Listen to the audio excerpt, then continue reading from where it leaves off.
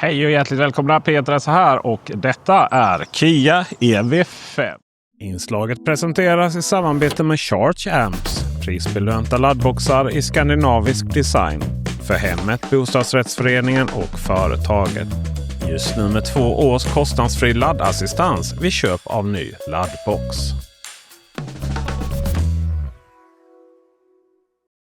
Någonstans så kan man ju undra varför Kia väntade så himla länge på att lansera Kia EV5. Ty detta är ju det segmentet, mellan-SUV-segmentet. Bilen är 4,61 meter lång som är det mest populära i Europa. Man hamnar ju där med lite mellan Kia EV9 som släpptes först och sen Kia EV3. Kia EV3 har ju på något sätt kanske fyllt det hålet delvis, men nu är det en större SUV. Men Kia EV5 ser större ut än vad den faktiskt är på flera sätt och vis. Och man tar också kanske lite för mycket betalt för Kia EV5. Men ändå inte. För vad vi har här är den framhjulsdrivna GT-Line som nog är det vettigaste köpet. Det brukar inte vara så att de högst spesade är det vettigaste köpet. Men just i fall med Kia EV5 så är det det. Väljer vi GT-Line så får vi dessa 19-tums fälgar som passar bilen alldeles utmärkt. Om vi väljer någon av de andra varianterna så är det 18 tum. Kanske ni undrar varför jag har kört in bilen fronten framåt. Mycket lättare att filma front utifrån. Och front är ju alltid snyggast. Ja, det har att göra med att bilen laddas ju med höger fram. Just nu inkopplat på DC. Vi ska prata lite om Vehicle to Grid snart. Eller Load. Men nu går vi händelserna i förväg. Vi börjar med designen. Och det som Kia EV5 ger oss är en... Ja, det är väl en lite mer modernare bak än vi har sett tidigare. Kanske beror på vad jag lägger in i teknik modern. Men det rundar och så. Det som numera är trevligt med egentligen alla nya bilar som kommer, det är ju att de alltid har baken upplyst. I princip i alla fall. Det är ju någonting som Kia har lagt ner mycket tid och energi och säkert pengar på att få till snygga ljussignaturer. Och sen så har de varit nedsläckta nästan hela tiden, förutom när det har varit knallsvart. Men nu är det inte så längre. Och nu har vi även tänt upp fronten. Det är samma sak här. Tunna linjer, hårda kast. Så hel och halvljus där då, va? Drivlinjemässigt så finns de numera i fyrhjulsdriven variant. Så vi har en framhjulsdriven med 160 kW motoreffekt och så en fyrhjulsdriven som har 195 kW motoreffekt. Kia väljer ju här att ta betalt för motoreffekt. Alla gör ju inte det.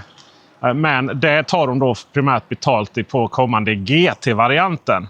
Och för att förtydliga, detta är GT-Line, det är en estetisk historia. Och sen kommer GT som då är en mer upphottad variant med fetare motorer och lite mer limegrön historia. 0-100, det har vi 8,4 sekunder på den framhjulsdrivna. Medan det är 7,3 sekunder på den fyrhjulsdrivna. Batteriet i både den framhjulsdrivna och fyrhjulsdrivna är på 78 kilowattimmar. Det tar oss runt 50 mil upp till nästan 55. Beroende på om vi har fyrhjulsdrift eller framhjulsdrift. Men framförallt tror jag det beror på vilka fälgar vi har. Ladda, det är 150 kilowatt. Det är också sådär, ja, det smäller inte så högt. Men sen maxeffekt, ja, det är inte hela världen, men det tar 30 minuter att ladda 10-80%. Så det är ett så stort batteri hade behövt haft lite högre effekt. Genomsnittlig effekt blir då 115 kW 10-80%. Vi har AC-laddning naturligtvis 11 kW. Vi har Vehicle to Load så vi kan stoppa in en adapter. Vi har också Vehicle to Grid på den via DC. Kia pratade tidigare om AC. Det verkar man ha i bästa fall satt på paus nu. Om det kommer, och det kommer väl trots allt, hårdvaran stödjer det.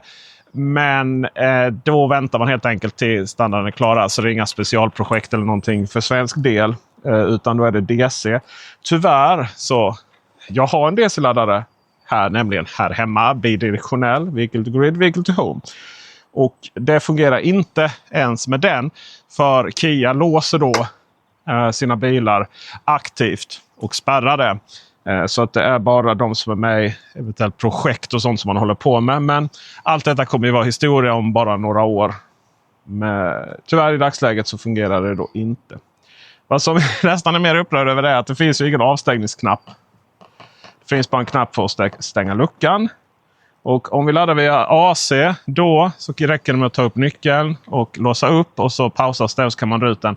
Men om vi laddar via DC då måste vi antingen stoppa den vid laddaren eller sänka önskad laddnivå in i bilen under vad vi nu har laddat upp till. Och då stängs den också av. Men det hade varit så enkelt att bara ha en avstängningsknapp här. Och vi får inte heller glömma att vi kan stoppa via appen. Men det hade varit så enklare med bara knapptryck. Men nu i alla fall då när jag har fått ut vår laddare så stänger vi. Och det är laddare för er som tänker. Men vadå? Heter det inte laddbox? Ja, så här är det va. DC-laddare. Det här sker då själva växelriktningen eller likriktningen är det ju från växelström till likström in i bilen.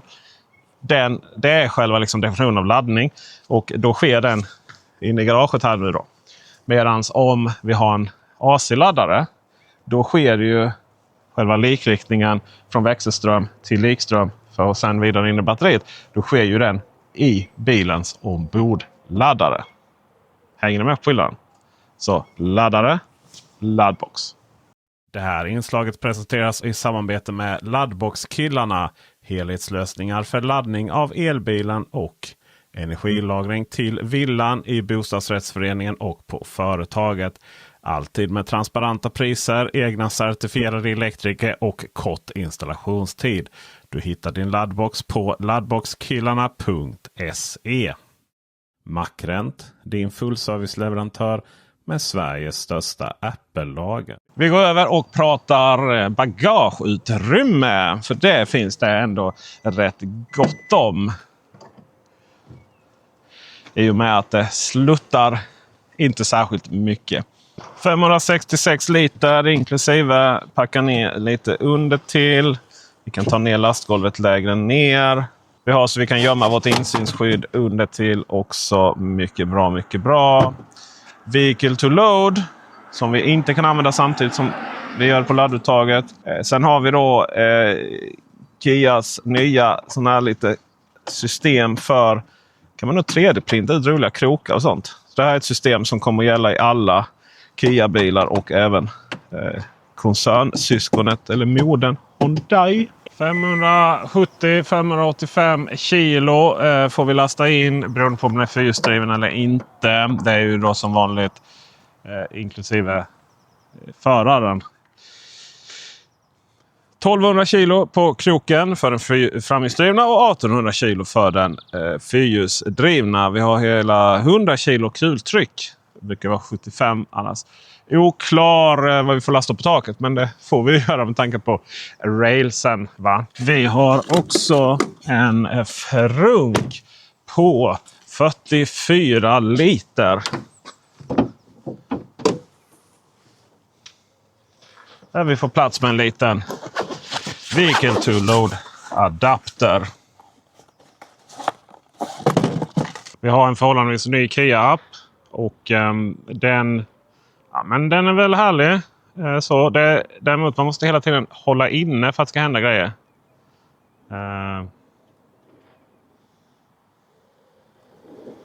Så, håll knappen intryckt 1 sekund. Okej. Och sen kommer det alltid massvis med notiser då. Så fort den gör någonting. Det är också lite så här. Ja, absolut. Tack. Håll in 1 sekund. Och sen mycket av det handlar om annat egentligen. Än själva. Ska vi styra vår bil? Då är det den lilla fliken. Det är lite prioriteringen är jag inte helt med på. Så naturligtvis att vi ska kunna köpa grejer också. Där är kontrollen i mitten också. Men utöver den då så har vi ju kontrollen i mitten där. Men det är ju som en liten grej. Men så någonstans borde start. Det borde vara den då. Och nu till baksätet. Lilla baksätet höll jag på att säga. Men det är det verkligen inte. Vad varmt det var. 24 grader. 3-sekundsklimat. Tackar. Så går det när man testar för rekonditionering innan. Vi har ett baksäte där jag får plats utan några som helst problem bakom mina 1,86. Vi har kurvhandtag. Vi har jalusier som... Nu har jag det ovanför mig här. Men det går ju att ta fram och bak, va? Till det så har vi... Vad är de någonstans? Hallå? Vad är USB-C? Ja, just det. Det är ju USB-C på stolarna. Sen har vi en rolig massvis med förvaring på denna. Och herregud vilken fidget spinner. Jag vill inte sluta. Jag kan inte sluta. Det är så nice! Fastnar den. På denna har vi storsvärme här bak också. Sen är det ju med de här samma som vi tar... Kunna... Hallå? Kan man inte ändra medans? Jag tycker det lutar så nedans mycket bak just nu. Kan vi... Så ja. Mycket bra. Så, nu sitter vi med upprätt.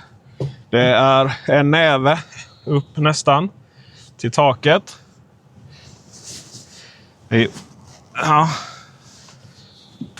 Ja, lite lårbensstöd. Det är ju det klassiska. Det inte riktigt täcker upp där, va? Ja, den här. Svinrolig.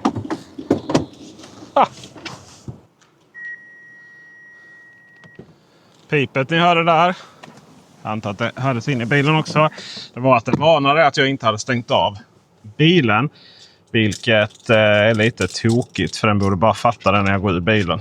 Det är väl det som delvis känns lite gammalt Kia. Att vi måste aktivt stänga av bilen för att kunna låsa den. Och sådär. Och det är samma sak med hela interiören. Det börjar bli gammalt. Och jag satte mig denna nästan ganska efter jag hade kört EV2. Och jag kände att men det här är ändå lite bättre. Allting är lite större. Och det kanske händer lite mer. Men generellt sett så behöver hela interiören en ny uppdatering. Att den blir modernare. Jag vet inte om man ser det. Men just den här hårplasten här. Det blir fingeravtryck. Man ser media, map och home. Det är uppenbarligen där vi har varit, va? Och setup. Och vi ska se om det... Ja, ser inte så lätt heller. Fixa till hela skärmen där så det lite... Ja. Så. Hemmet är visst där. Och sen så är det lite ventilationsinställningar som vi nästan aldrig använder på det sättet. Vi använder mest de fysiska reglagen. Och det är ju kvar. Det är inte de fysiska reglagen vi har någonting emot. Utan det är just hela interiörs och att skärmen är så systemet. Det är inte så intuitivt. Och, ja, allting kan vi se hur det kommer se ut i framtiden på kommande Kia-bilar. Om vi kollar på PV5. Så jag hade gärna väntat på den. Mycket grå. Man brukar säga svart högblank plast. Men nu är det grå högblank plast känns det som mer. Och ja, det här är en interiör som vi bara sitter i och hanterar. Det är inte så mycket mer med det. På dörrens innansida så har vi våra kontroller för rattvärme. Vi har det är värme i stolen. Vi har ventilation på denna bilen för den är GT-line. Vi har massage också. Den är faktiskt rätt nice den. Bäckenmassagen. Ja, jag tycker det är trevligt. Men annars är det fysiska knappar, scrollhjul. Det är nice. Mugghållare som är av modell stor. Så att vi kan inte ha lite små burkar. Men vi kan ta in dem på detta sättet så att vi får mycket plats. Vi har induktionsladdning och det som är trevligt när vi lägger mobiltelefonen där. Så. Det är att denna lyser upp så att vi ser att vi har kontakt. USB-C samt 12 volt. Där kan vi hänga grejer om vi så vill. Backa ur och kommer en bil nu, vilket gör. Då kommer den säga till och det kommer vibrera i ratten. Det är en trevlig funktion. Ja, ska vi se. Nu är det en cykel där. Vibrerar också i ratten. Moped, vibrerar i ratten. Ja, händer mycket här på detta området.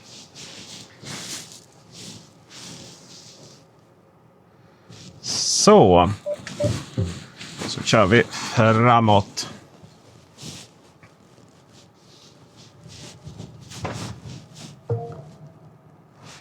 Det ni hörde där var att den hittade en ny hastighet.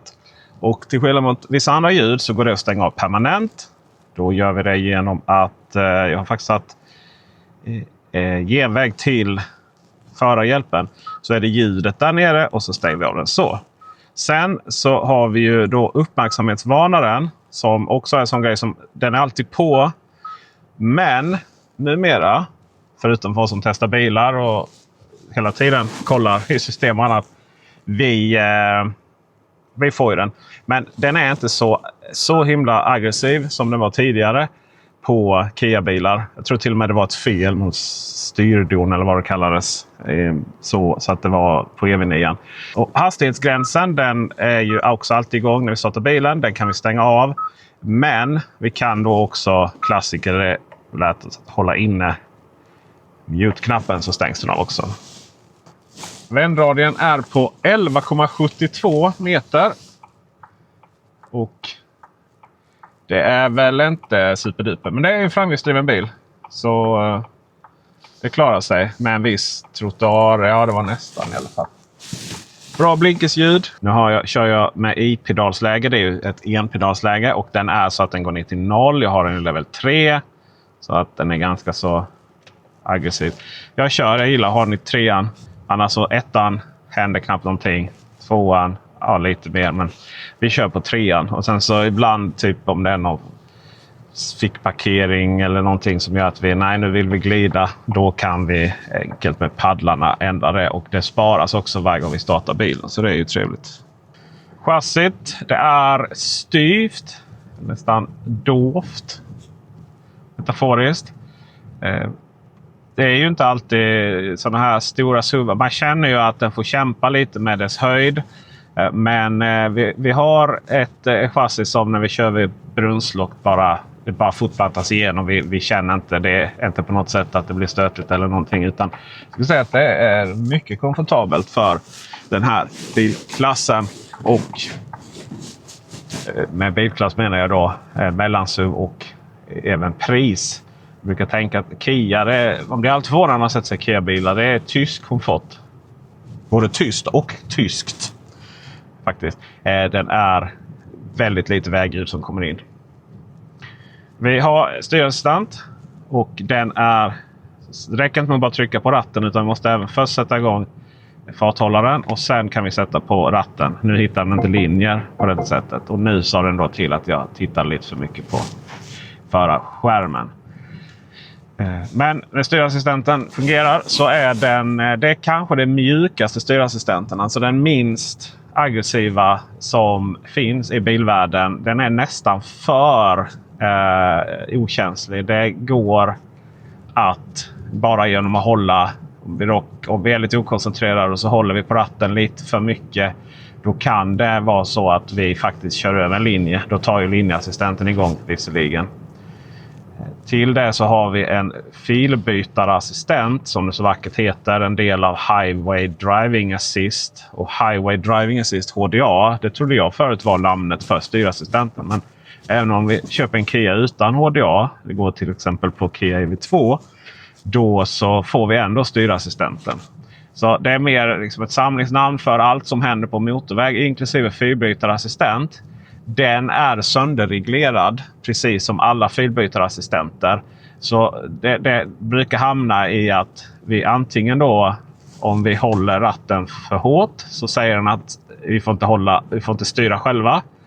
Och håller vi för nätt och till och med släpper ratten, ja men då så säger den att vi får inte släppa ratten. Och problemet med Kias det är också att varje gång vi kanske har, även om vi använder filbytarassistenten någon gång och sen byter fil själv, alltså kör om på motorväg är det ju framförallt. Ja men då frågar den igen varje gång om vi ska aktivera filbytarassistenten. Ja, nej. Den har vi stängt av. Highway Driving Assist är också att Kia har ju lite så här, lite beroende på hur snabbt vi kör så hanterar den nya hastighetsskyltar på olika sätt. Men generellt sett, jag tror om vi kommer över 80 eller 70 så har den möjlighet att automatiskt anpassa hastigheten. Och under där så frågar den istället om den ska anpassa. Så vi går upp igen och det bara tar det utan att det blir stötigt. Eller att det blir för mjukt, att den niger ner eller kränger så, eller lutar lite i kanterna eller när vi svänger.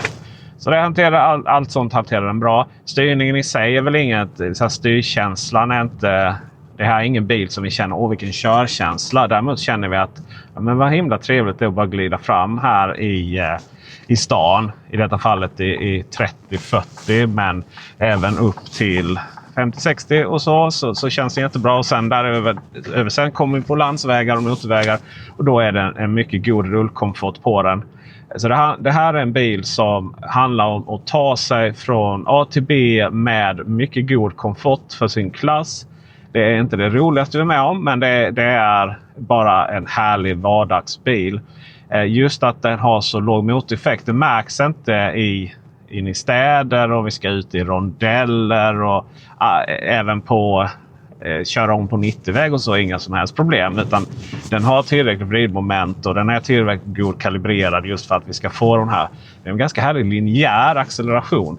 Men om vi ska ut på motorväg och accelerera upp eller köra om motorvägen, då är det verkligen gaspedalen rakt ner och så får man den här vroom, och så kör den.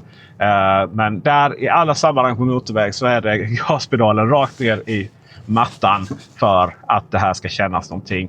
Och där hade ju Kia kunnat bara ha högre motoreffekt. Det hade inte kostat dem någonting. Jag har så svårt att tro det. Utan man väljer bara helt enkelt att strypa den lite för att kunna ha sina GT-varianter. Och just också att den tar alltså det är klart att om man säger att vi har 50 mil och vi kör kall dag i 120 på motorvägen. Det är 30 mil vi kommer med den här bilen. Och sen att det då tar 30 minuter att ladda tid till 80%. Ja, det är inte världens familjekryssare på långdistans. Det hade denna kunnat vara jämfört med EV3. Men man valde att inte ha det så. Utan ska du verkligen köra långt och snabb laddning, då är det upp till EV9. Och där faller ju EV5 lite kort. Men som vardagsbil så är jag så positiv till EV5. Den är jättehärlig att bara köra runt i. Det är inte glädje, det är bara mysig känsla. Och den gör jobbet. Till det så finns det ju en trygghet i Kias långa garantier med sina 7 års garanti på allting utom det som har varit problem med Kia-bilar. Det är väl 12-voltsbatteriet. Där är minsann inget 7 års garanti. Det gäller ju också naturligtvis att du servar bilen varannat år. Och de servicerna Kia är inte billigast i klassen när det kommer till service. Men 7 års garanti är ändå 7 års garanti. Kia EV5 börjar på 534 000. Det är ett rimligt pris för bilen om den hade varit mer utrustad. Och utav en händelse så behöver du inte gå upp till mer än 570 000 för att få hela GT-line fortfarande framhjulsdriven. Då är det ju hela tjottaballongen förutom panoramataket. Ska du ha panoramataket också, då är det 582 000 kronor. Väl värt det. Så att, detta är alltså billigare än Kia EV5 Plus-varianten. Detta är inte de liksom officiella listpriserna, utan du har de business edition på GT-line-varianterna, för det är det de vill sälja. Och det business edition-priset, det är ju liksom ett ständigt kampanjpris. Det är då billigare än Plus-varianten. Och ännu mer tokigt blir det om vi har den fyrhjulsdrivna varianten som börjar då, billigaste priset är 600 000. Det är billigare än de lägre instegsvarianterna av fyrhjulsdrivna. Också igen då att det är business-versionen. Och vill du ha panoramatag på det så är det 630 000. Jag förstår inte riktigt varför Kia håller på det sättet. Men det där är ju lite bilbranschen. Att det finns kampanjpriser, ständiga kampanjpriser och så livspriserna gäller knappt. Sen när det kommer till Kia så är det ju så att om du vill ha någon av de andra varianterna, men då går det ju att pruta och förhandla det priset. Business edition-priserna är nog satta. Men Kias återförsäljare, det är ingen agentmodell eller någonting sånt. Så att det är bara kör på och jämför priser. Men så i dagsläget om du ska ha en Kia EV5, då är det alltså GT-Line som ger absolut mest valuta för pengarna. Och den börjar alltså på 570 000. Så där var vi klara med Kia EV5. En härlig familjebil som bara levererar utan att kanske vara det största lyckopillet du har. Vill du ha det så skulle jag rekommendera en Kia EV4 GT kanske. Att ha så här, ja. Det blir tokigt när man har man har nerfat som de säger i gamingspråk de här vanliga varianterna, och sen har man en GT-line som är liksom överspesad. Någonstans däremellan borde finnas en fyrhjulsdriven som kanske har ännu lite mer motvikt. Men så är det. Allt som allt så är det här ett givet köp om du kan stå ut med. Vi trycker väl CarPlay här och så slipper vi se det. Oavsett om vi använder navigatorn i systemet som fungerar och den har okej filter även om den inte har alla laddstationer med, så har den okej filter. Om man läser navigatorn så är det okej. Men annars så är det Apple eller Google Kartor som gäller. Då får du sätta igång förvärmen manuellt istället. Oavsett det som blir problemet är att vi inte har en karta i förarskärmen. Vi har bara pilar. Och de pilarna, det är inte alltid de visar exakt hur vi ska köra på efter bästa förmåga. Så att jag skulle vilja ha en rejäl uppdatering. Men inte än på PV5, men det nya systemet har vi karta i mitten. Så där har ni det. Nu försöker vi avsluta igen. Nu har ni fått reda på fördelar och nackdelar av Kia EV5. Och nu ska jag lämna tillbaka en bil på Malmö Bilcentrum. Ungefär 5 minuter för sent. Så det får vi lösa på något sätt. Ha det gott allihopa, så hörs vi och syns vi. Hej!